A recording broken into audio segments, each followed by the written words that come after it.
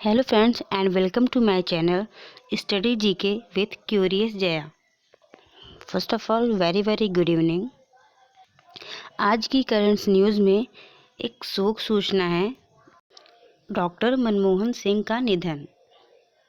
हम डिटेल्स देखेंगे, इनका निधन कब हुआ, कितने वर्ष की आयु में हुआ, सब कुछ हम डिटेल्स देखेंगे। वीडियो में आगे बढ़ने से पहले हम डॉक्टर मनमोहन सिंह के द्वारा दी गई कुछ मोटिवेशनल लाइन्स को पढ़ेंगे। ये उनकी ही लाइन्स है। उन्होंने कहा था कि दुनिया की कोई भी ताकत उस विचार को नहीं रोक सकती जिसका समय आ गया है। दुनिया की कोई भी ताकत उस विचार को नहीं रोक सकती जिसका समय आ गया है। मैं इस सम्मानित सदन को सुझाव देता हूँ कि दुनिया में एक प्रमुख आर्थिक शक्ति के रूप में भारत का उदय एक ऐसा ही विचार है। जैसा कि आप जानते होंगे, डॉक्टर मनमोहन सिंह एक बहुत ही बड़े अर्थशास्त्री थे और हमारे देश के पूर्व प्रधानमंत्री भी थे। यह कथन है देश के पूर्व प्रधानमंत्री, पूर्व वित्त मंत्री और पूर्व गवर्नर डॉक्टर मनमोहन सिंह का, जिनका 92 वर्ष की आयु में निधन हो गया है। सांस लेने में तकलीफ के चलते उन्हें दिल्ली के एम्स हॉस्पिटल में भर्ती कराया गया था, जहां पर उनकी अंतिम सांस ली गई। अब इनके बारे में पढ़ते हैं, डॉक्टर मनमोहन सिंह जी के बारे में। डॉक्टर मनमोहन सिंह का जन्म 26 सितंबर 1932 को पंजाब में हुआ था। इन्होंने 1952 और 1954 में कंटिन्यूअसली पंजाब विश्वविद्यालय से अर्थशास्त्र में स्नातक और परस्नातक की उपाधि प्राप्त की। इन्होंने 1957 में कैम्ब्रिज विश्वविद्यालय से अपना आर्थिक ट्रिपोस पूरा किया।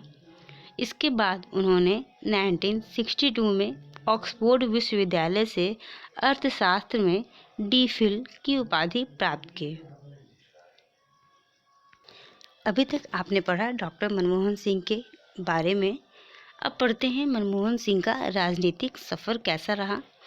डॉक्टर मनमोहन सिंह 1971 में वाणिज्य मंत्रालय में आर्थिक सलाहकार के रूप में भारत सरकार में शामिल हुए। इसके बाद उन्होंने जल्द ही 1972 में वित्त मंत्रालय में मुख्य आर्थिक सलाहकार के रूप में पदोन्नत किया गया। उसके बाद 1976 से 1980 तक भारतीय रिजर्व बैंक के निदेशक और उसके बाद फिर क्या हुआ, 1982 से 85 गवर्नर के रूप में सेवारत रहे।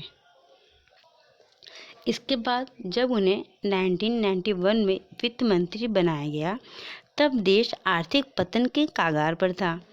डॉक्टर मनमोहन सिंह ने रुपए का अवमूल्यन किया, करों को कम किया, सरकारी उद्योगों का निजीकरण किया और विदेशी निवेश को प्रोत्साहित किया। उनके इन सुधारों ने देश की अर्थव्यवस्था को बदलने और आर्थिक उछाल को बढ़ावा देने में मदद की।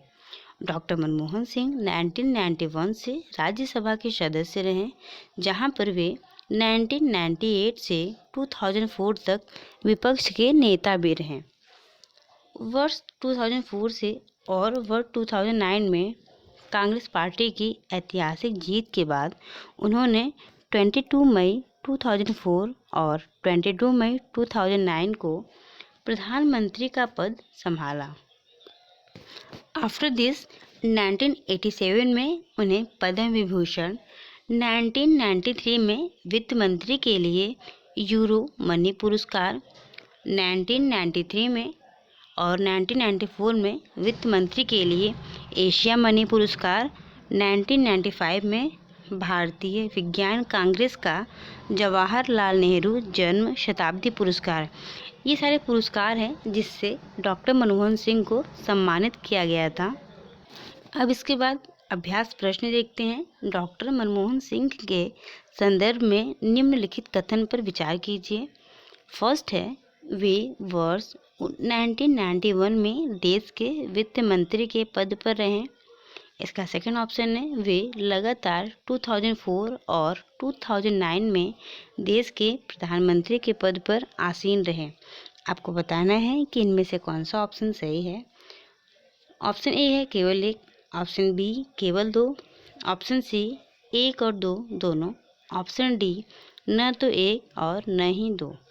इसका राइट आंसर आप मुझे कमेंट बॉक्स में ज़रूर बताइएगा और ऐसे वीडियो देखने के लिए हमारे चैनल को सब्सक्राइब करें, लाइक करें और अपने दोस्तों के साथ शेयर करना बिल्कुल भी ना भूलें।